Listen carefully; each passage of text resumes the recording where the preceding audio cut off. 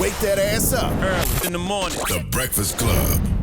Morning, everybody. It's DJ MV, Angela Yee, Charlamagne the Guy. We are the Breakfast Club. We got a special guest in the building. That's right. Jason Lee. Don't stop spilling that tea you was just spilling. No, What was I didn't spill anything. You don't put everything on the air. Man, I don't even know how I feel this morning. What you mean? Man, because life is just crazy. I mean, I woke up yesterday really happy and excited. Then I went to D.C. to speak at Howard University for my new book. And then on the way back, I got accosted by a barb. I'm like, why are y'all Accosted tripping? by a what? A barb, another barb. Oh, a barber the ran barbs down don't on like you? you. Yeah, pulled up again. What I thought it happened? was a homeless person. I thought I was being attacked by a homeless person. So This I was just, at Howard University? Well, this was in Amtrak. I took a train from New York to D.C. because I guess that's what people do. I mean, Yeah. it's easy to Yeah. take a train, right? Had a lot of work to Politicians do. They do it all run the like time. every hour. Rich people do it. I don't understand train shaming. Did you go in first class?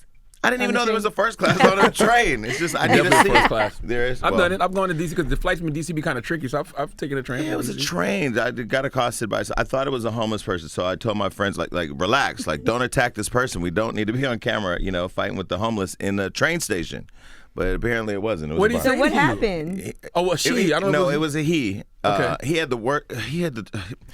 He was saying, what did he say? He said, gag. It was like real gay, And I was just like, what the hell is happening? I thought it was I went from like, is he homeless? Does he watch Love and Hip Hop? I didn't know what was going on. But yeah, I got attacked. It's all online. So how you know it was, It's online? Oh, everywhere. When did this just happen? No. Just like he was recording. It's I like, gotta yo, see. yeah, they come for the queen and they ride trains. I'm like, what But is was it- happening? Jason, Was he I've been on the online train all too? morning. I ain't see this. Where is it I at? will show you this thing. It's on Hollywood Unlocked? Yeah, we're not going to say his name because I already gave the exclusive to Roland Ray. You know the guy who's in the wheelchair. Roland Ray. Yes, I know Roland Ray crazy. Yeah. Oh my gosh. We went live. He wanted the exclusive. I gave it to him last night. Oh, here it is. It I says don't it was. see it. You Jason Lee? Oh my gosh, gagging. Ooh, you catching the train? You catching the train? Ooh, the girls got the nerve to come for Nikki and they catching the train. Yikes. But here's the thing. He's at the train station too. Right. That's what I'm saying. Is he on the train too? What is What's wrong happening?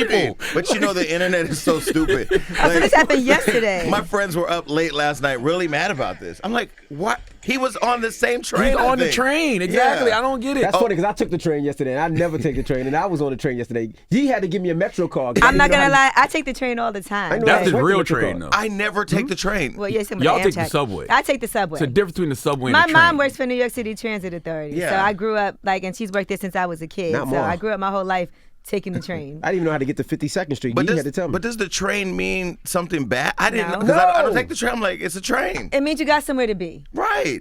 Yeah, I don't know. Train shaming. That's the new thing, I guess. I was train shamed. We're here to talk about your book. Yes. God must It's have another forgotten chapter. about me. Yes. Jason Add Lee. another It's chapter. the next book.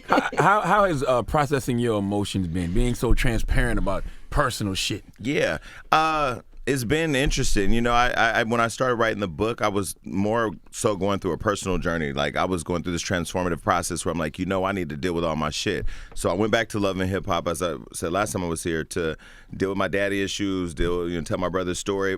But I knew I was going to write the book when I went back. So I started writing the book, and as I was writing and getting to the details of it, it started getting really heavy. What I didn't think about was how everybody in the book was going to respond once the book came out, because now the fans are finding people online, and people are talking about the book on television. And so my sister got really emotional when Wendy talked about our mom. That's why you don't use real names, Jason. Well, it's his sister, so everybody knows that's his sister. Yeah, but not everybody in the book is your sister or Yeah, brother. but then like the first dude I was in a relationship with, he was in a down low relationship with me. He had a girlfriend at the time who's that now was his your baby's best mom. and that was your Oh, best damn. friend. That should My have been a best friend fake who name. lives here in New York, and now I put her real name in the book. That should Her have been a daughter fake found name. out. She found out. She's not happy. I didn't really think about the consequences Right. of, They can sue you. That's No, why they can't. true. No. Yes, they can. If it's true, though? Yes. How That's can they why sue you I- if something's true? Listen, I got 2 books. I'm a New York Times bestselling author. That's why I changed all the names in my books. Really? They can sue you How do people do easily. these stories and these stories and all these documentaries and they use real names? I thought mean, if it how was did true- Superhead do her book and not get sued? People didn't want the problem, I guess. I don't Well, I'm know. suing Lifetime TV, and that's a different situation. They took my face and my name and my content Surviving R. and put it Kelly. in Surviving R. Kelly. That's different. Yeah. I was surviving Stockton. Like those people, it was, I don't know. It was, You was in Surviving R. Kelly? yes, there's part 2. Anyway, I'm suing them. That's a quick bag. But yeah, I mean, They didn't get clearance. I'm surprised they didn't get clearance. I would Sloppy. think they would have that togethed enough. I'm surprised Tiff got sued for her book. Did she? Yes, Oh, yeah, she's getting sued right now. Yeah. But didn't he say it wasn't true? Isn't that why? Yeah, because I heard Anybody can say that though. It's just Jason's side of the story. Well, Everybody can say everybody's admitting that it's true. Right. You know what I mean? So you can't I sue. think it's just that, that old adage of we don't tell our business, like we keep our dirt in our Right. houses. Yeah. Like if you're It's one of down those low, things. and also if people are down low, it's also supposed to be like you're not supposed to out people. Well, he's married to his husband now, so Oh, he's okay, not so out he's- now. Yeah, okay. nobody in there's been outed. I think just the relationship at the time. He was with his girl, I was with my girl. I left my girl, he stayed with his girl. She didn't know about us. She found out about him when he came out. Right. And she was like, the only thing I need to know was that, what was your relationship with Jason? He was like, oh, that was just a homie. Well, now she knows it was more than that. Wow, so Lord, he been yeah. lying all these years. Why didn't he just tell the truth about? Oh, because he was cheating. And why she yeah, care we were about in a you? relationship. And why she care about you of all people? Like, Because when we got together, he was like not going home. He was chilling at the homie's house all the time. because she Wow. knew. She knew but didn't know. She knows now. She was Gotcha. hiding it from herself. As you sip the tea. And then what about what about the boxer that came to move with you? Right? Did people realize? Yeah, who and he I don't know was? where he is, but that was like the worst person I ever dated. That actually set the tone for the type of people I would never date. Sometimes people get in relationships, the sex is good, or they can pay half the bill, so it just gets comfortable. And I just feel like you should never be in a relationship that doesn't feel good. Right. And you know what? It's interesting because you have to take that journey. We always look at people and like, why is she staying with him? Or why is he staying with him? And you don't realize it until it happens to you, because it can. And you stayed in that relationship for a long time. And people might, and now you look back and you're like, why did I do this? We ended up in a physical fight. Like in the book, I talk about how the end of With it. the boxer? Yeah. Did he hit you below the belt? Charlamagne, I don't know where this ass toy is up here, but Right there. I want to get it. Yeah, we'll get into Oh, that. my No goodness. pun intended. In a minute. I can't. I've been waiting to talk to you about what the fuck is going on, because I've been defending you in these streets, but I don't know at this point. Why? Because I don't want everybody to be gay. I don't want everybody to be gay. We don't want to claim everything. And then I watch you. You have so much professionalism, envy. You was rubbing it with the lotion. Fingered you it. put your finger in his ass. He's a team player. Anyway, I'm sorry. Where was I at? What the fuck were we You was talking talking about? about the about boxer the you were boxer. fighting. I've been waiting to talk to you about this ass toy, though. It's just been in my fucking mind. No, he didn't. He had been drinking heavily. We had been out. We had been drinking a lot. He went to the house. He started destroying my house because he was mad. He had these issues. I think his mom tried to drown him as a kid, so he had like some cognitive issues. But I accepted him for all his flaws at the time. When he went to the house, started tearing up the house. When I got there, he was really drunk. He just didn't know I was gonna catch him with a good one, and I just lost it. And I found myself, I just punched him, and we just started fighting, and that was crazy because I never saw myself going there, But then we left. We broke up after that because it was just, it was just too toxic. Your breakup was interesting. You said you guys came up with a 30-day plan to break up. Well, that was Latour. Well, no, yeah, that was Latour. Well, yeah, I think I've come up with a 30-day plan for everybody. What's the 30-day plan? It was like a transition because I'm not going to just put nobody on the street. You know what I mean? So we started planning. I mean, at the time we had a house. We had cars, we had furniture, we had stuff. So we had to figure out how we were going to separate. You talk about a lot of failed romantic relationships in the book. Do you think you'll ever be able to really love someone, being that, maybe as a child you didn't get the love that you needed? Yeah, I think it's one of those things now where, well, one, I don't think it's going to happen in LA. That's why I'm in this weird place of, do I want to move? Do I want? I have the flexibility now with my career to leave. Why you don't think LA? LA is just not a place where you're going to find love. There's some people out there that are in relationships, but they've either come by way of Houston or they've come from other places. LA is just not that. It's not that city. Yeah, I don't know. I'm open to it, but now it's even harder today because of what I do. Get with somebody. Hey, how's Cardi doing? Like, what the fuck? I don't know. Go to her Instagram. And So then the Barbs are going to attack them too. Yeah, but they got to be built for it. You got to be built for it. But I still just, I don't know. Relationships are interesting. That's something I haven't mastered yet. Now, back clearly. then, you didn't mind being with somebody who was already in a relationship, dating a woman. How do you feel about that nowadays? Would you still do that now? I don't know, because I'm not in a place where I don't personally see myself just being with one person just yet. I want to be, but then I just don't see that being the thing. So I don't know. Would I be open to an open relationship if it could work? I have a situation where another one of my exes is here in New York.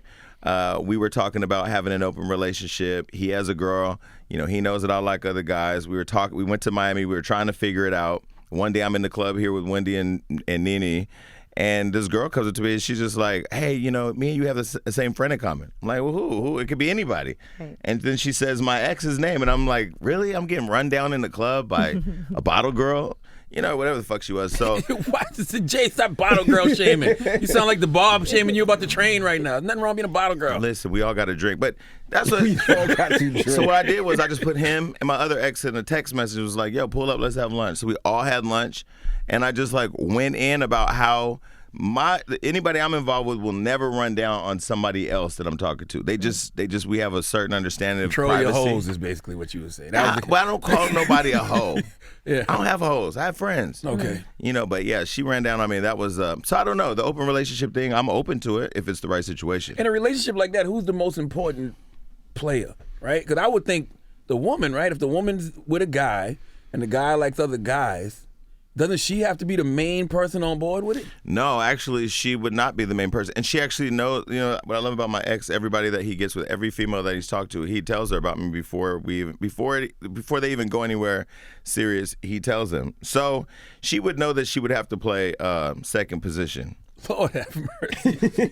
Because I ain't playing second position. What I look like? I can't talk to you because I'm on a date with whatever her name is? Nah, we're not doing that. And you lost your brother. I did. You lost a lot of people. Yeah, man. friends, family members. Do you ever feel like survivor's guilt? Nope, I'm just thankful to still be here. I was saying yesterday at Howard, I was like, yo, Kobe had more money than me. He had abs. He was famous, popular. He had influence. He was a good man. He was a father. And he's gone. Life is very short. And death really just triggers me because if you read in the book, I lost. In 1997, I lost so many friends. I lost my brother. It's just people were just dying left and right. So for me, when Kobe died, it literally triggered all those feelings again because you go back to that place of, his daughter's classroom is going to have one open seat. Her house is going to have an empty bed, and then her husband's out there, and what they're going through, and just it was just a crazy time. So for me, I lost a lot of people, but I don't have survivor's guilt. I'm just grateful. So what did you think of the ass when Charlamagne gave me the ass as a gift? That's not in his book. Okay, so it's not, no, but he said he wanted to talk about it. I've been waiting to talk about this. Okay, let's go. Okay, so Would you like to see? I met Charlamagne's wife, by the way. I don't know why posting you guys on my Instagram became this big deal. Everybody was like, he's going to kill you for posting his wife on Instagram. She was very lovely. I don't ever post her, but I don't care. Okay, let me just say, so I get a text from my team and they said, can we post this? Because they know I have a relationship with y'all. The ass. Yeah, I just saw you standing with a box. I'm like, yeah, it's a gift. Get the By the fuck way, out of here. I retired this ass. I didn't want to bring it out no more this year. But since you asked. Charlamagne. But here's the most disrespectful part about it. The balls? So, wait, hold on. I want to break this down. I got to unpack this. Break it down. Okay. When I got the text and I saw the box, I go, that's nice. They have such a good relationship. He bought him a gift. Yes. You should have known it was Pat. No, but I didn't click it. I just saw you standing with a box. I'm like, oh, that's so nice. That's right. And then they go, can we post this? And I'm like, why are you asking me if you could post a gift from Charlamagne? Yeah, post it. And they go, no, you need to watch this video. Fuck, okay. So I push play and I'm watching the video and I'm watching you unpack this ass. And I'm thinking, oh, well, he got him a woman's ass. Then I saw the balls. You so fucking out of line for that. Why? No, Charlamagne. You out of line. But then they were like... I didn't want a gender fluid ass. I wanted to identify. Can you please stop shaking the ass? I feel like I'm in... When was the last time you told a man to stop shaking his ass? Well, this would definitely be a first. But then my team was like, okay, are you going to talk about that on the Breakfast Club? I said, yeah. They said, well, you have to talk about Envy rubbing that ass with lotion and sticking his finger in it. And his daddy called me gay. His daddy goes, Charlamagne's clearly gay. Did you see what your son was doing with that ass? My son calls you gay too. I mean, it didn't look like the first time to me, but either way, I do respect the fact that you guys can have such a heightened level of self. The funny thing about it is me and Charlamagne do stupid stuff all the time. Right? We don't care. Little ass we play. go to Z100. Everybody laughs and jokes. It's funny. It's white boy fun. Yeah.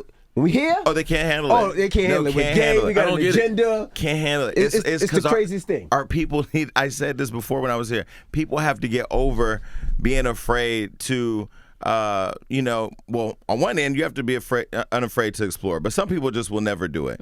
On the other end, you have to be aware that this world is complex, and we have a lot of people in it, and people are who they are, and it is what it is. Like, why are you worried about it? What I got from it was, well, one, it was gay, but what I got, you thought it was gay? Well, I thought it was gay-like. But what I will say is it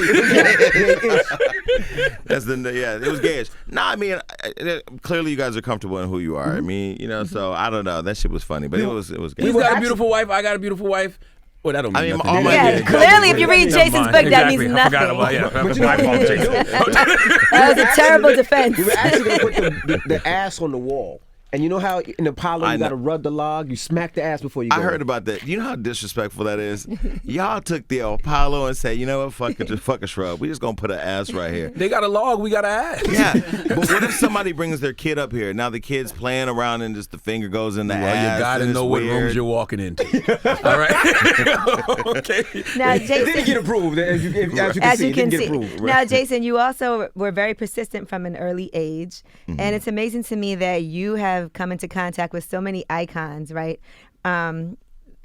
Most of us will never have a chance to have a phone conversation with Michael Jackson or throw a party with Whitney Houston or you got to tell the Queen Latifah talk story, to Prince. I had to call Jason's phone one day. Why? Because I was just like, I don't understand how the fuck Jason knows all of these people. And I saw him with Queen Latifah, but it wasn't that he was with her. It was what she said. They've been knowing each other for 20 years or something. I took a picture with Missy Elliott, and Latifah was putting put like the ears or whatever behind me. The bunny ears, huh? Yeah, she and I were texting last night because when I wrote the book, she was one of the most important people that I wanted to read it, because when I turned 40 and I started really thinking about, okay, now I'm 40 years old, what do I want to do in life? Where do I want to go? Have I told everybody what I think of them, good and bad? Have I worked through all my shit? She was at the top of the list because when my brother was murdered, she was the only person that would take every phone call. She was the only person that would stay on the phone with me until I was ready to get off. I didn't really get into like suicidal thoughts in the book because the original working title of the book was Waiting to Die, because I really felt like all my life when I was going through shit, that's what I was really like, okay, I'm ready, I'm done, like I'm over it. But I felt like that would be too dark and people would miss the message, what I was trying to convey. So when I thought about Latifah and what she's been to me, I mean, I met her at 15 years old. I had just come home from foster care. I was back in the streets. My sister was a fan. We went to the concert to meet her.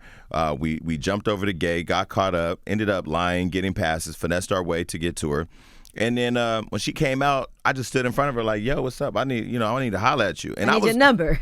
Well, I didn't ask her for the number right away. We just started shooting the shit, but she was so cool. This was really at the beginning of, I think, Living Single, before Set It Off. So we started shooting the shit, and then I ended by saying, yo, give me your phone number. And she was like, nah, I'm not giving you my number. Like, it's not happening. I was like, why? You think you better than me? She was just like, nah, I'm not giving you my number. I know you. And she drove off saying, if it's meant to be, you're going to find me. So 3 days later when I got shot and I was laying in the hospital, I just got the phone and started calling around. Don't just brush by the I got shot part. Well, I got shot in a drive-by. Yeah. Yeah, that shit was fucked up. Because you got shit to do. I think I had a concert or something. You got shot where? On my body? In New Jersey, in L.A.? No, I got shot in Stockton, Northern California. Stockton, yeah.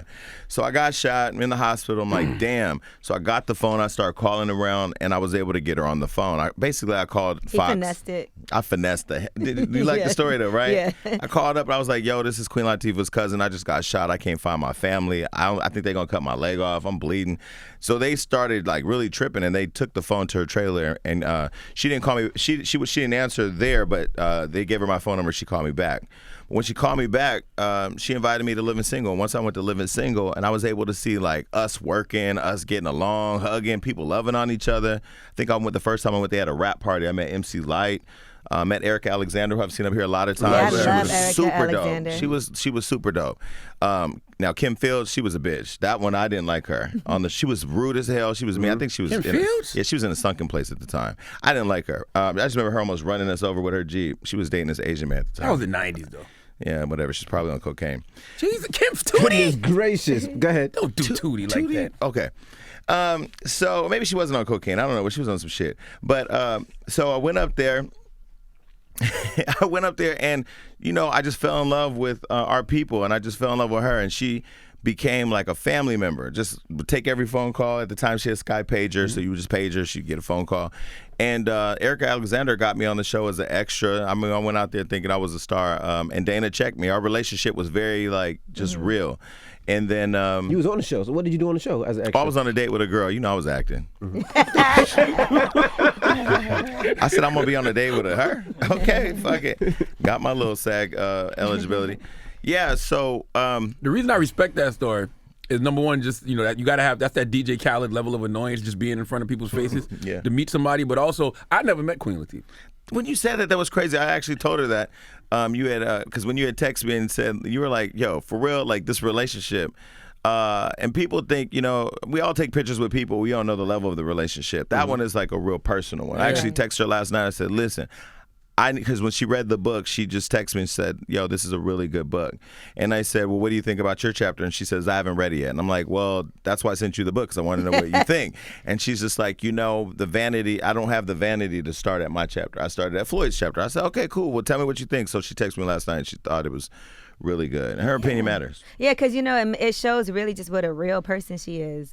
And how down to earth she is, that somebody could actually, like, invite you to the set, take your call, have a conversation with a couple of kids who just hopped the fence that didn't even belong in VIP, and do all of those things and just embrace you the way that she did. Most people don't do that. Yeah, and then later when I did the party with Whitney Houston, and then Whitney died a year later after that, we did a tribute to her, and Dana came. And I had this kid there that I was mentoring from my hometown who had hit me up, similar to how I'd hit her up. And I said, hey, Dana, this is Jalen. You know, he's aspiring to be a rapper. And she said, well, I hope you're doing for him what I did for you. And she's just really present in her relationships with people. It's not that Hollywood fake shit. So the day I took the picture with her that you saw, I happened to be hanging out with Cardi at Missy's party. So when I saw Dana walk by, I said, hey, come here. So she came in. And I don't know if you remember at the VMA, she performed that MCM leather outfit. Yep. I was like, yo, sit down and holler real quick. She was like, man, I can't sit down in this shit. My knees. I was like, man, sit your ass down. And I sat her next to Cardi, and I, you know, had a conversation with them where I'm like, you know, if you could just mentor her the way that you mentor me, be there for her the way that you were there for me. Because, you know, she was at the time, Cardi was going through a lot of stuff on the internet. And Dana doesn't get bothered by that stuff. And so Dana and her exchanged phone numbers, and, you know, we took a picture. And I just know I was telling Cardi, like, yo, she would be the friend that you need. She knows the industry. She's been all through it. I don't know if you remember Queen Latifah was carjacked back in the day. Yep. She was carjacked. Her passenger got shot. You know, then she got arrested for the gun. I mean, she'd been through shit.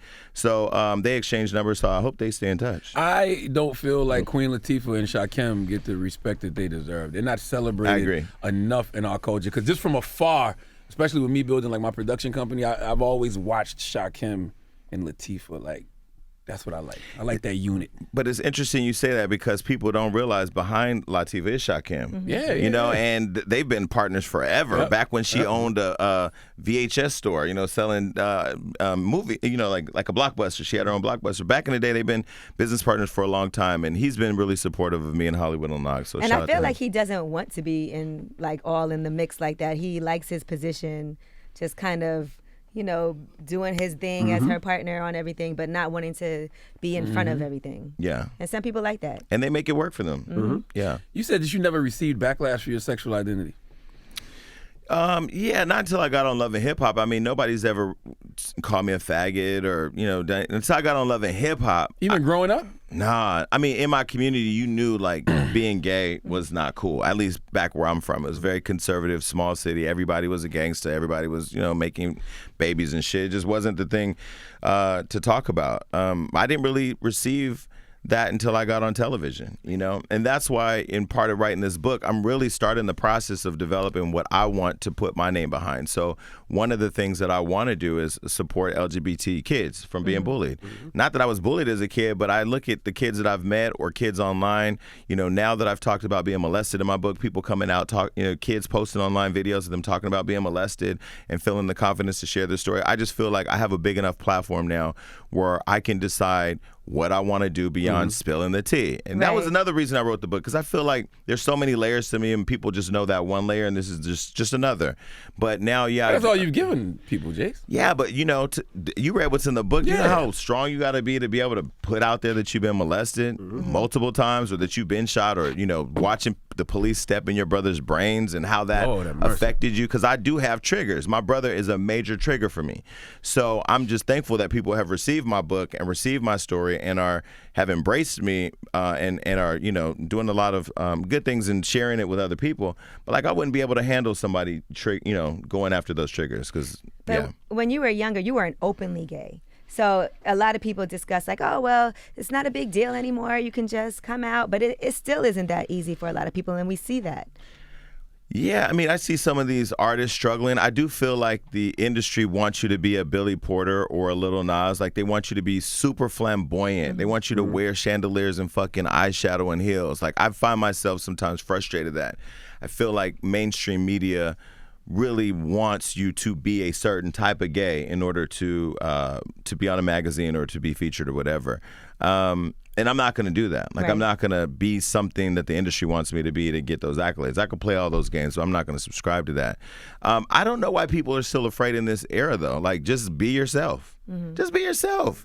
Like, how is it? I couldn't even imagine living a life trapped by like what the industry says you should or shouldn't do, whether or not you should be this gay or that gay, whether you should wear this or not wear that. Like, I don't understand that. I'm not going to subscribe to it. Right. And I think at times it makes it harder for me because, I do look at some of those people and I am very critical of what I believe they do to get along in the industry. But, that works for them. It just doesn't work for me. What happened with you and Kevin Hart?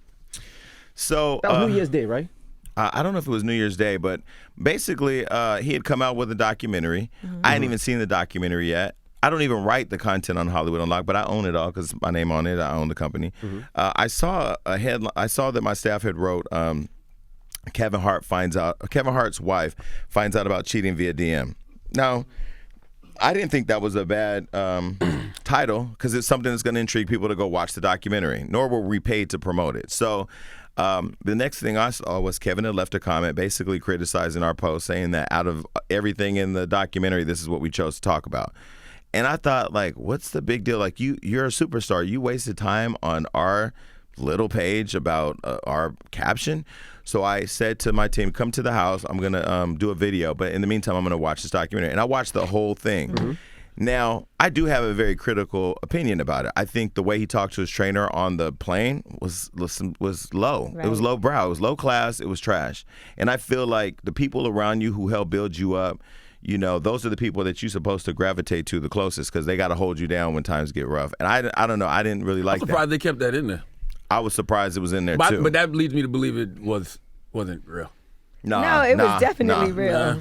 No, and why would you think he faked that? Yeah, I think that was scripted. No. I don't think his trainer would have wanted that in there if it wasn't real. I mean, it was a good distraction from. It was people who haven't seen it. What happened during that scene? Okay, so in the scene, they're on the jet. They get into a conversation. They've been drinking. They've been drinking a little too much brown juice, and then Kevin says something to him like, could you survive without me? Like, do you have money? Do you own a home? But that part, what Kev said about that was, I get what he was saying with that, because the guy boss, Suit the Boss, he was like, I got money, and Kev was like, well, do you own a home? Because a lot of people like to say they got money, but do you really have money? Do you own a house? Like, I didn't think that was disrespectful. Well, the flip side to that could be if you're a multimillionaire and I'm with you every day and my family and I have invested in you every day, I should own a house. Yeah, and if you don't, like, you got the money and it's kind of your fault, right? Yeah. So it's one of those things where I'm looking at it like, okay, I know millionaires and billionaires, and I know how their teams are all eating and making money and able to flourish and invest that money in their own businesses or whatever. And I was really taken aback by that. Plus, this guy's with Kevin every single day, training him. And he's more like a brother. It's not even like a worker thing. And even if it was a worker thing, so what? And he big as shit. I really don't think Kev would be talking to him. Yeah, boss. Listen, you know how much restraint it took for boss to not get up and punch him in the face? But I do love the fact that boss stood up for herself. Yeah, as he should. Didn't Kev push him? I mean, that's what I said. Come on, guys. But I'm just saying. I don't know. I guess the police were waiting for him in Atlanta, so I didn't even We're all in the business. Wait, I didn't even get into that. Not to mention, the documentary didn't tell us what really happened the night of the accident. They didn't get into that yet. They didn't even talk about that. What happened? Who was in the car? I think it's another 6 episodes coming. Okay. Well, we all have some episodes. So go ahead. He's at the house. So we're at the house. We do the 6-minute video to talk about it. and the video goes viral. This wasn't a 6-minute video. You broke everything down from left to right, up, down, A, B, A, B, select. I watched that when I was start. on vacation. It was one thing I didn't like about it, but go ahead. Okay, but tell me, please. But it was a new show called Problematic. Me and Adam, my guy back there, we've been like coming up with ideas of how we want to do this new YouTube show. It was just perfect timing, so we did it, and then I just started getting calls from all types of people, and so then eventually Tiffany Haddish called and put Kevin on a 3-way. And, he told me what he thought about it. For the first 4 minutes, he told me how he thought I wasn't being a good journalist and how I wasn't being responsible. And he was very calm. And I think the issue was that he didn't know that me and Aniko had a conversation a year before via DM. And he was really upset about that because he felt like, attack me if you want, just don't attack my family. And I didn't look at it like an attack. But you got to understand, because I feel the same way. Yeah, but attack me all you want, but just keep my wife and kids out the way. Yeah, but it was in the documentary, so it wasn't like it was incorrect. So did you see Jason go in? Did you see that? No, I'm talking about the headline. Okay, so you were posting the DMs. So Jason was going in. Yeah. So let me break it down. One, I was like, not my friend Jason. Wait, one, like you protect your wife and her privacy. You protect your wife and your privacy.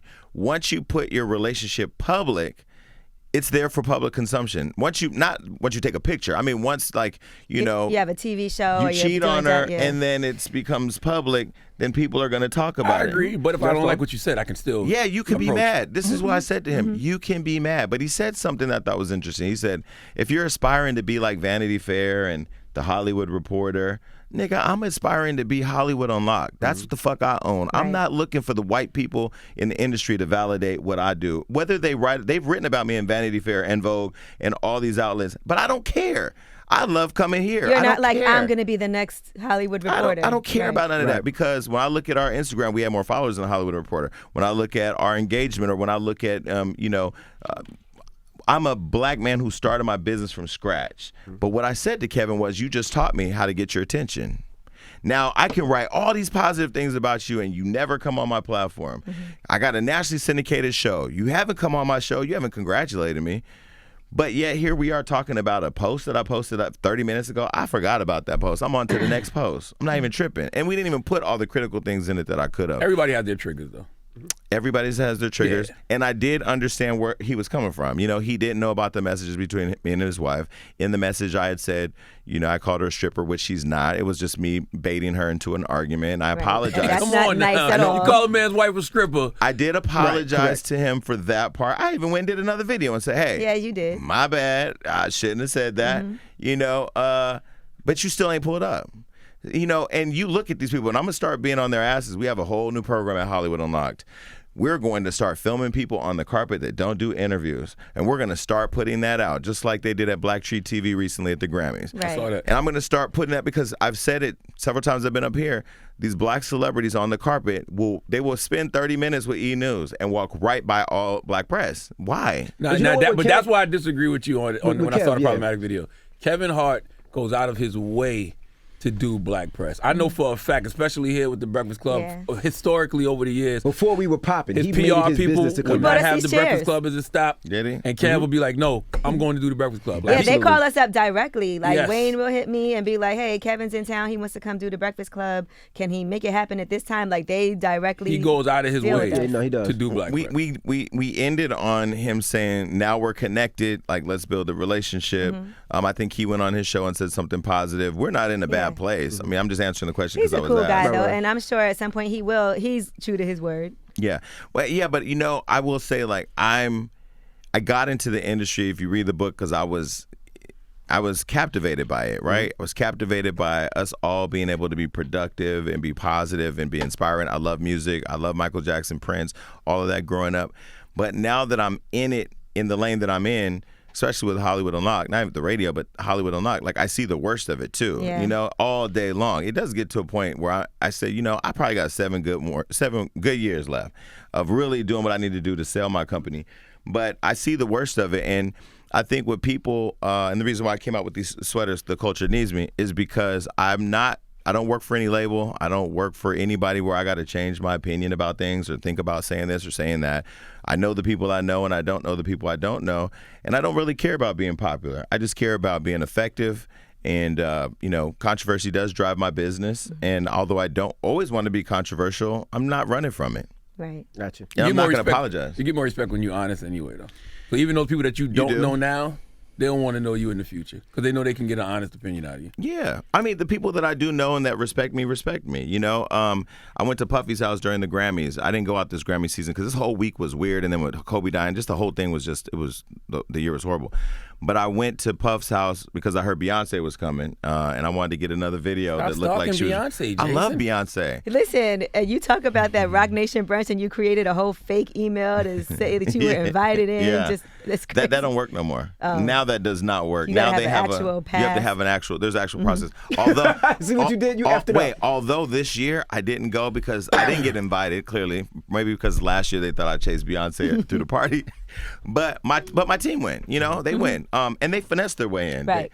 I'm not gonna tell you how they finessed their way in because they found a loophole. But that's the thing. Whether they see me in the party, they get to tripping. I don't even write the stories, but my people are already in there. And I'm going to tell y'all a secret what I did last year. That's really good that nobody knows. We started this whole ambassador program. My team's laughing in the background. Where we got a bunch of girls that just go to parties for us. They just go to parties. They sit at your table. They are sitting at your table. Wearing wires. No, they're not wearing wires. They're not wearing wires, but everybody got a phone. Right. Everybody has a phone. Everybody got a phone number. You get the text and they get the text and y'all hanging out. So we're there. We're everywhere. Not just in L.A. We're in New York. We're in Miami. We're in Atlanta. We're in every major market. And on a good day, we might catch you in Cincinnati. It just depends. We have a whole network of people. But we're not looking for things. But I'm just saying, like, you worried about me coming in the party. Right. I'm not even there. I'm at the house. Smart. We out here. They there. That's smart. I got a few more questions. I want to go back to the molestation, right? Yeah. Were you in tune with your sexuality before then? No.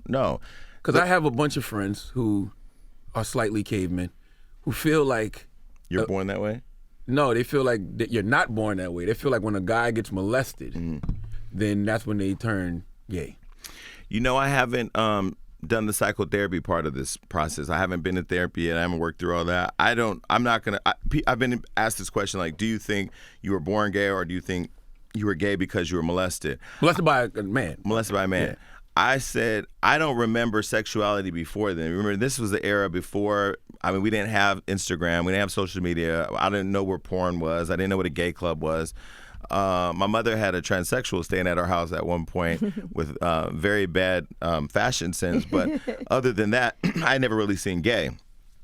So the first time I was molested, I didn't really know what it was. I mean, he didn't touch me. He just masturbated in front of me. I knew it was weird and it was inappropriate, so I went and I reported it to my mom. She didn't believe me.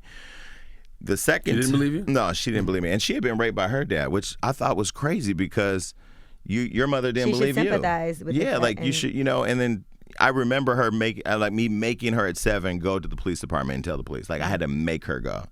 And when we got there, she was just kind of like, they were like, yeah, we'll try to find him. But... Yeah, and they never really did anything. And then the second time was a babysitter's boyfriend. And that time I remember feeling aroused, but if you're being touched or you're doing things, you're going to get aroused. As a kid, you don't know that it's you know that it's wrong, but you also know that it feels good. So it was weird. I don't know. I don't remember being gay before that. I was like 7. You know what I mean? And then you did have a girlfriend after that, and it just felt different being with a man than it did being with a woman, because you tried to have a girlfriend and you just weren't. Well, I loved her at the time, and I loved the idea of being with her at the time, but it was during the time where I was also exploring myself in a city and in an era where it was unacceptable. So you couldn't really say, I couldn't say my brothers were in the streets. I couldn't be like, oh yeah, I was hanging with this nigga last night. It was not going to be a conversation that we had. Plus at the time I was with this girl, he was with his girl, and it was more emotional, I think, than physical. And then it got really physical, and then it got real emotional. So I was just discovering myself in that whole time, and yeah, it was crazy. But I don't know that there's a connection between that and molest. But I haven't done the work yet, so I don't know. What work have you done, Jason? Have you ever been to therapy? What have you done to deal with those traumas that you've experienced? I went to one therapist, and her name was Deborah Johnson, and that was my mother's name. I was like, man, you fucked me up. Wow. Like, for real. And we had to work through that first. Wow. Like, that's how we started, And then she started pulling out the tray with the toys and shit. I really didn't understand that, like, play with these toys, because I was young. But yeah, I haven't been to therapy. Yet, but I'm gonna go. You know, you talk a lot about mental health. Absolutely. And but I'm trying to find the right therapist because I can't just go talk to anybody. But are you looking, or are you asking people around? I'm asking people. I'm asking people that I respect. You know, I asked. I've asked some people. Because the book made me understand you better, and just like, you know, conversations that we've had. Like, because I told you, like, you come in the room angry. Like, you come in the room like I don't think I do. A chip on your shoulder. I don't think I do. Well, do I? And when you talk to people about Jason, it's like, oh, I was arguing with Jason, and Jason flipped on me for this, and Jason flipped on me for that. So now I can understand where some of that may come from. The reason why, and we're not going to get into the one thing you brought up for obvious reasons, but let me say this. I learned how to stand up for myself, man. Yeah. Last year, people tried me. The other night, I was at Pergola here in New York. And I was enjoying hookah, watching the Super Bowl. I was rooting for Mahomes because he's cute. You know, I mean, I don't watch football. I don't fucking know who's playing. But I was sitting there, and I saw a picture online that sent me on the deep end. It sent me on the deep end. I felt rage. I started crying. I started texting somebody just from a photo. What was the picture? It was a photo. It was a photo of a person hanging out with somebody close to me who had really betrayed me last year, and I let it go. But working on myself, choosing to choose my battles, I say, you know what? I'm not going to vilify and destroy this person because I could invest a lot of time and energy. When I say a lot of time and energy, just a few text messages and put my team on it. But still, it's that energy that I'm trying to get away from. I'm trying to let people see who I am. I'm trying to not be this person.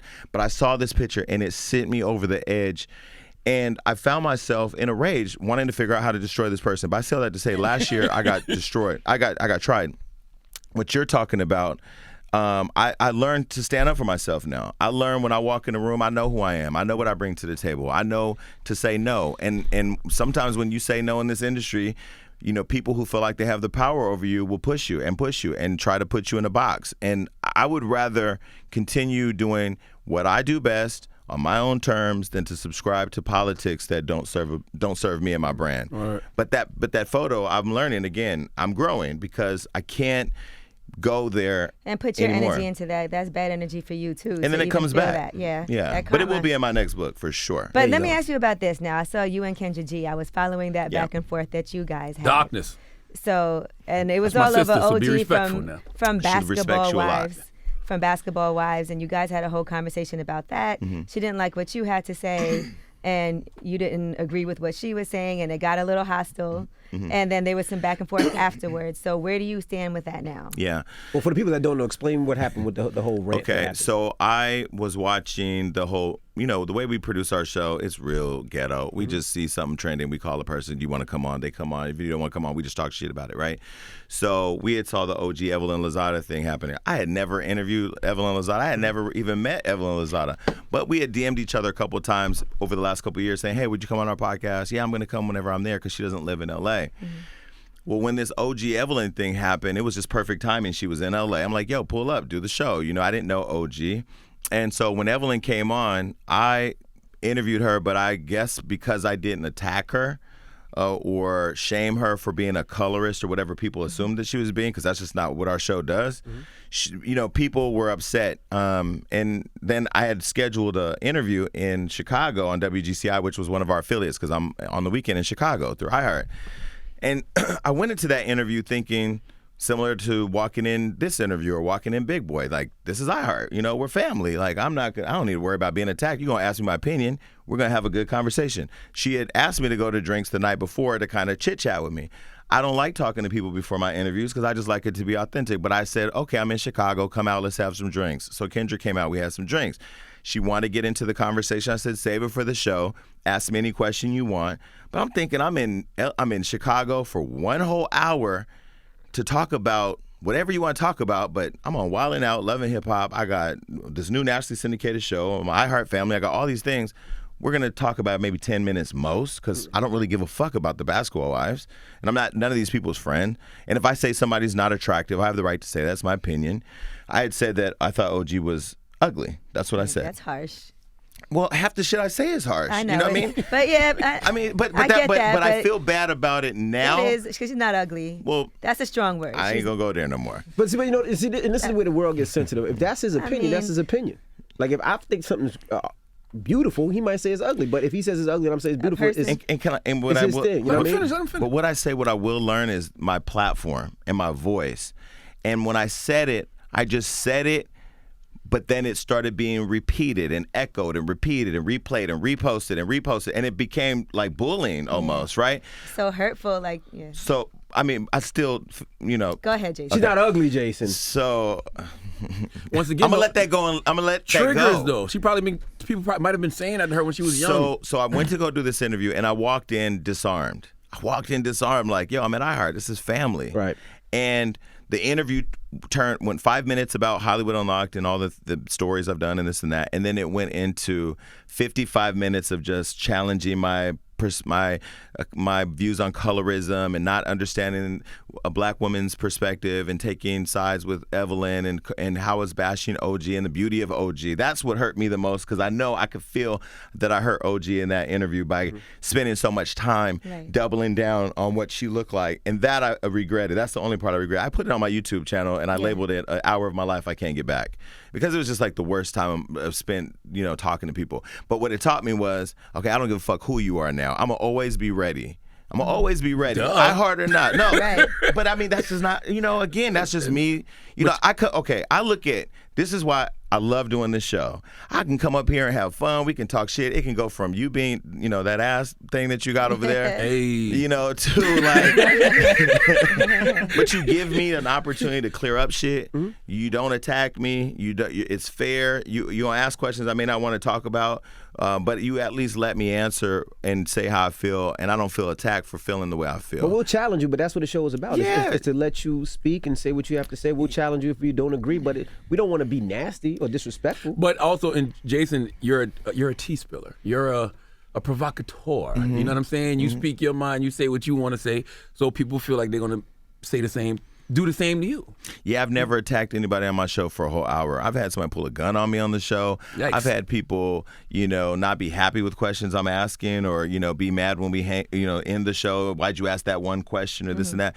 But we want to bring out the best in everybody that comes on our show. You know, I mean, that's really our focus. If we can interview somebody and push them and this and that, I'm not going to do people's dirty work and bash Evelyn Lozada and call her a colorist and label her this and that. I asked her a bunch of questions. She answered them the way she answered them. That was her interview. Now, I've invited OG on the show. She can come on the show. She's not come on the show. But what happened with Kendra was a debate over colorism. What I realized also in retrospect is that you cannot have a conversation like that if you're not really, like, you have to have some context to what you're talking about. Colorism is a really painful thing for people. Yes, I don't think it was a personal thing to you. It was the idea of colorism and the conversation around colorism that she was passionate about. And it just started layering, and then her co-host left, and it was just me and her. And What? Like they left in the middle of the interview. Bro, they left us there, and it became a line. So there was nobody there to stop it. That's why it went on so long. Well, when Leon was there was a balance to the conversation, because he was saying like, "Yo, I don't think Whoopi Goldberg is attractive, but I'm not saying that because she's dark skinned." Now I felt uncomfortable with that. My God. No, I felt uncomfortable because I was like, Whoopi's a legend. She just got astray out of Jesus nowhere. Christ. Yeah, but Whoopi's What's minding her wrong with business. y'all? no, I didn't bring that up. What kind of show is this? No, I didn't bring that up. I was like, I'm not gonna do, I'm not doing that because I love Whoopi. No, but it was one of those things where like I felt like I had let my guard down. But you know, the fans, when we put on our page, they sided. They felt like, you know, I was attacked, whatever. But you know, I even saw you say that I don't even give a fuck about colorism. I was just talking about it because it was the hot topic. Well, I was saying, I don't. That's what you said. Well, let me be clear. I'm not going to say I don't care about colorism because it's real. I have dark-skinned sisters and brothers. I have dark-skinned. Most of my family is. That's the craziest part about being labeled a colorist. Most of my family is darker skinned. But because I say I like to date Dominicans, because I'm light-skinned and they think I'm a Mexican, because I think Beyonce is the queen of the world, I guess everything in my world is just light skin is pretty and dark skin is not. And I don't believe that. And if you read Calvin, my first boyfriend was darker skin. I mean, I don't know. I didn't say I don't care about colorism. If that's what I said, what I meant was I don't care to talk about colorism right now because I'm just telling you I don't believe this person is attractive. And I have the right to feel like something is or is not attractive. I'm not, but that goes back to the industry politics. I got to play along to get along. I have to give in to what I think or what I feel to make people feel comfortable, or I have to, pacify people in their positions on things in order for everything to be cool. And I'm not doing that. Nah, don't do that. Well, Never. And I think it's always okay to disagree. It's okay to have conversations that can sometimes get very passionate, and sometimes it's okay to say, you know what, maybe I was wrong, or maybe I learned something new about this. And what I do appreciate is that you can say that after you have an experience like that, you learn something from it, because we should always be having experiences, good or bad, and learning something from it for moving forward. Yeah, and shout out to the city of Chicago. It made my show #1 on the weekends. People love us out there. It worked for me. I left. I did call iHeart, all the executives. I was pissed. I was hella pissed. I was pissed because I didn't understand, like, wait, this what we doing? Why's my home base attacking? Like, what? Y'all flew me into Chicago to have this conversation. This is a waste of my time. What like, I could be doing other shit. What was some of the replies?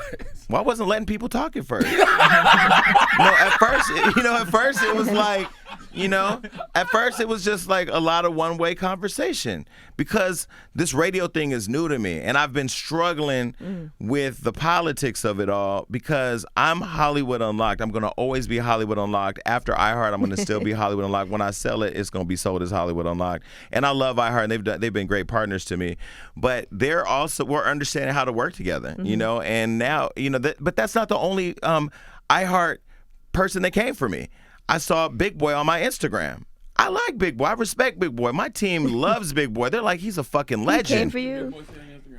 Right after the colorism stuff, he goes on the Instagram and he says, we do hot or not. You know what I mean? We may take you and put hot or not. Now, we think it's a hot photo. For the most part, we put hot photos up. Sometimes we do put some shitty photos up, though. But we'll do hot or not, or smash or pass, or whatever. So we put Tracy Ellis Ross as a hot or not. We put the heart eyes or whatever. Now, Tracy Ellis Ross is Evan's sister. Evan is like my brother. This is family. I love Tracy Ellis Ross. And I didn't even post this. Love her. And I think in general, we think Tracy's hot. She's sexy. She's hot. She's all that. Big Boy went under there and was just like, Jason and Hollywood Unlocked team, you should be ashamed. Take this down, bashing this black woman, blah, blah, blah. And I got the post. I actually happened to log into Instagram and saw it. And I screenshot it. But I just texted to Big Boy and I said, what is this? You got my phone number. Why are we doing? Is this what we doing? Because if this is what we doing, guess what? I have a team of people. I have investigators.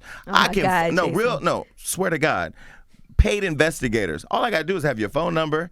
I can get into your iCloud. I don't know if this is even legal. I'm just saying we got ways to really find out your shit. Glad I don't have an iCloud. Yeah, me too. I ain't got no iCloud anymore. Thank God too. If you sip brown juice and you sip too long and you at a club, you might get fucked up. But I have ways of figuring. And I'm just like, this is what we doing. But this is where I'm learning. This is where I'm learning. Like, you say you'll fuck him if you get drunk? No, I never said that. No, like if you slip up, you get too much brown juice, you get to talking too much, or flirting with the wrong chick, or doing things you're not supposed to be doing. Charlamagne. You still got your ass on the bottom. He just threw me all into me too. I'm like, what? Now also, whatever. But wait, can I say something? But I learned though. I learned now. I just gotta be ready at all times. I gotta be ready at all times. And you know what? You never know what's coming.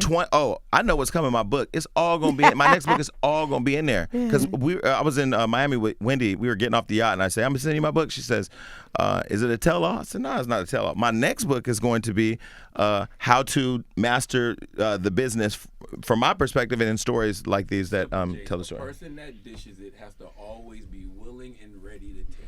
Now, speaking of taking it, if you're a top, you may not understand that. Yeah, then there's a whole campaign online to prove I'm a bottom. I'm like, really? We had a discussion about you this. Trying to find somebody to fuck me already? Like, damn. Speaking, I'm not gonna lie. We had a conversation if y'all about bring this a picture up, let me tell y'all something. on lip service. Don't even fuck with me right now. let me ask you, Because I got a bunch of DMs from people saying Jason lies about being a top. He's really a bottom. No. I did. I got a bunch of messages. And they were like, make sure on lip service you ask him about that because he is lying, hunty. Yo, I had so much fun on lip service, man. Like, the thing about Angela, y'all look at her up here at the Breakfast Club. She has the rumor report. She's so sweet. She's the most manipulative, conniving fucking person I've ever met. She's so sweet. Drink this, drink that. I said, no, Angela, like, I really can't drink today. Like, I got a lot. Just one drink. And then I drink that hella fast. And just here, just one more. You know, she gets you liquored up and then she. Right. Yes, I was. You take one little bitty shot. She had a whole glass, but the whole time she's barely I had sipping. one drink. I wasn't paying attention because I got caught up. I got tricked. I got so comfortable. I started telling all my business. I took the picture. I walked out of the room. I got in the car. I called my friend. I said, man, I just fucked up, man. Angela just fucked me up. But no, that show was hella fun. You know what you did on Hollywood Unlocked? You got He changed the trouble. subject from the top bottom conversation. Because y'all posted that clip from Lip Service of Tank. That was on Hollywood Unlocked, and I was like, I don't even remember. The reason why Tank no longer likes Melissa Ford, and this is sad. This is the sad thing. Melissa Ford sometimes is she's a casualty. You know, I do things, but then they come shoot us up, she gets shot. You know, we had interviewed Tank. He was one of our first interviews, and he was like one of our best. He's the fan favorite interview. Right, he's amazing conversationalist, and he's hands down. Well, he's one of the best singers too, and he's hands down one of the best people to interview. But he had threw Moniece Slaughter under the bus. You know, talked about their relationship or whatever, and that Moniece was stalking her. And I forgot I had promised in the early ages of the podcast to never interview Moniece. I'm like, I ain't never gonna interview her. Don't trip, because I didn't like Moniece at the time. Well, when I went back to Love and Hip Hop, trying to work through all my shit, trying to get, fix all my wrongs, I fixed my stuff with Moniece. And she was like, I would like to come on your show. And I had forgot that I had made the promise that she couldn't come on the show, so I just brought her on the show. And she told her side. And apparently Tank didn't like that, and then now Tank no longer deals with Melissa as a result. And Melissa almost died on the way to his wedding reception. Man, they got to make up for that. Happened. Yeah. So Melissa's really upset about that, but she'll never say it, so there you go. Why don't bottoms get respect? I'm about it. Bottoms need love too. I don't know why they don't. I respect them. I think they're necessary. I just don't. I don't understand why people want me to be a bottom so bad. So Jason, you've never. No, but I'm gonna tell you why. Okay, so listen, if you fucked me, please post it online so I know. But this is the only reason why I haven't been a bottom. And I'm not saying that I would never ever do it. I mean, I am gay. When you get drunk or whatever, you in the bed playing around, shit. This goes here, this goes there. Yeah. Shit just happens, whatever. And in the morning you wake up and you act like it didn't happen. But I think the reason why is that sounded too real. I would not be able to stop trying to Me Too me up here. What's happening? No, I think I just don't ever want to be nowhere and somebody be like, "Yo, I fucked him." Like I wouldn't be able to handle that. Fuck that nigga. No, like that's why I feel sorry for. Like for some women, like I can't. Like men do that to women. Men do that No, to they women. do. No, for real. Like yo, I fucked her, man. She sucked my dick. She ain't shit. I couldn't even imagine being out somewhere and Charlamagne walking up to me at Tiffany Harris' party and be like, "Yo, man, that dude over there, man, he said he fucked you." Fucked you. I would probably go to prison. Women do right that there. now too. We be in parties. We be in parties. I don't know. I Is that bad being a bottom? No, it's not. Bottom lives matter, No, Jason. bottom lives do matter. Now, Jason, That's I got But I just want to be able to handle it. I mean, it's women. it's like- By the way, say that Nice too. outfit for you today. Oh, you slid in his DMs. I saw it. No, he. Yo, Why you blushing, the John? Breakfast Club is shady as hell. Look him in his face. No, he posted a picture of you on his Instagram, and I saw it on his Instagram. I said, I should slide in his DM. He goes, do it. You know, he's like that bad friend that Right. encourages you to So do you bad did it? shit. So I did it. I slid in. He didn't respond. Why you But then- respond? What? But then I saw him out, so I think I saw you at the iHeart. Yeah, Vegas. In Vegas, I saw iHeart, and he was like across the room looking like, man, don't say. And maybe he's cool, you know what I mean? Now I will tell you who I want to fuck with up here at the show, though. Who?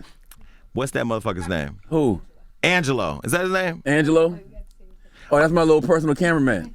Yeah, hell's I know. Angelo? Oh, I'm on his He do ass. video. now. He do videography for me. I'm on his ass. You trying to You like fuck? him? Angelo, you gonna get it. Wow. Angelo got a girl. He talking about my girl is a big fan of yours. We can all hang out. Whoa. I am Angelo. Charlamagne keeps one. I went to a podcast the other day. I hit the corner, and there was a light-skinned dude with green eyes. I said, these motherfuckers is setting me up. Yeah. Shout out to Angelo. You got a lot of potential. You're gonna go far. All right, John. That's how it starts. That You got a sounds lot of creepy. potential. You're gonna go And far. I'll How help far do you anything want to need. go? I told Angelo we need cameramen in New York. We ain't got nobody out here. You know. There's you know? plenty you a of job. cameramen in New York. I can't Jason. see none of them anymore. Look, there's 3 in the room. I'm just playing. I do want to say though, Jason, this has been the best independent book rollout I've seen in a long fucking time. Yeah, you I don't did know your if it's because thing, I yeah. follow you or what. I'm like, this motherfucker has his book everywhere. You got Cardi shouting it out, Tiffany and Wendy, and I saw Sonny, and I'm like, It's great. I went to Gayle King's office the other day. Filmed that too. I'm gonna put that out today. I went to her office, brought her some books. I made sure it got to her desk. I'm not playing, but I think when people can read the book and just people are gonna watch this to say a few things. One, that's a wig he got on. No, I told my barber yesterday, come to my house at 3 a.m, make this shit look like a wig so it can go viral.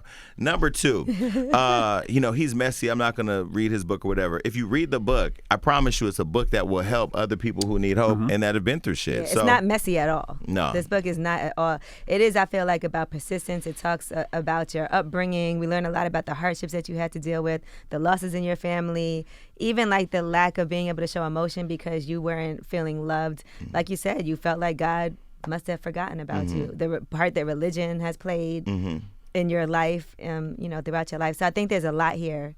It's not even about necessarily, like Hollywood Unlocked is like toward the end. Yeah, it's not even really mentioned because it starts off Jason Lee Unlocked. I feel like people didn't know me. And plus, I'm at an age now and at a place in my business where, I don't host clubs that often. I do want to go out and speak. I do want to go on to HBCUs. I do want to get out to foster homes. I went to the Bronx Community College, met with a classroom that I saw online. They made my book their book club book. And so I reached out to them. I had my team reach out and we just pulled up in the Bronx. We sat down with them and talked to these kids. And then being able to just see in their eyes the same fire I had, when I was trying to figure my life out in the midst of just crazy shit happening.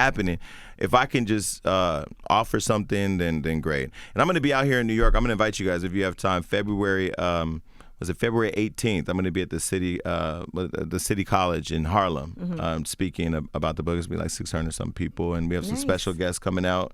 Yes, I'm excited. Well, we appreciate you for stopping through and joining us. The book, God Must Have Forgotten About Me, Jason Lee. When's it out? It's out now. You can go get it. It's number one in a couple categories on Amazon. We have a 5-star rating. And the new website, HollywoodUnlocked.com. I want people to go there. We're chatting about the book. I have a new partner called Yappa, where people can actually send us videos on our website, and we can actually respond in video to them. So I'm just excited. Your hair does look perfect. Yeah, this shit lasts a couple days. It's The Breakfast Club. Good morning.